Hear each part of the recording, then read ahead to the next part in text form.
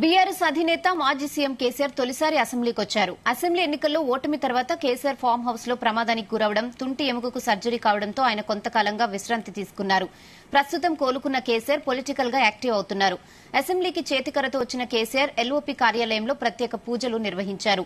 Assembly speaker గడ్డం ప్రసాద్ కుమార్ సమక్షంలో కేసీఆర్ ఎమ్మెల్యేగా ప్రమాణ స్వీకారం చేశారు. తొలిసారిగా ప్రతిపక్ష నేతగా కేసీఆర్ అసెంబ్లీకి రావడంతో బీఆర్ఎస్ నేతలంతా తరలివచ్చారు. దాంతో అసెంబ్లీ వద్ద సందడి నెలకొంది.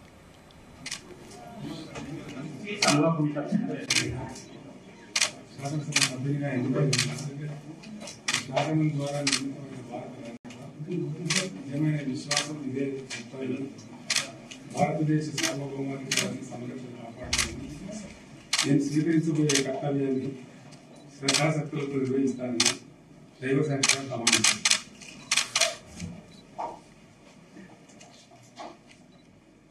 తెలంగాణ శాసనసభ్యుడైన నేను సెల్వకుంట్ల చంద్రశేఖరరావు నేను సభ నియమాలకు కట్టుబడి ఉంటానని, వాటిని అనుసరిస్తానని, సభ మర్యాదలను పాటిస్తానని, సంప్రదాయాలను గౌరవిస్తానని దైవ సాక్షిగా ప్రమాణిస్తాను.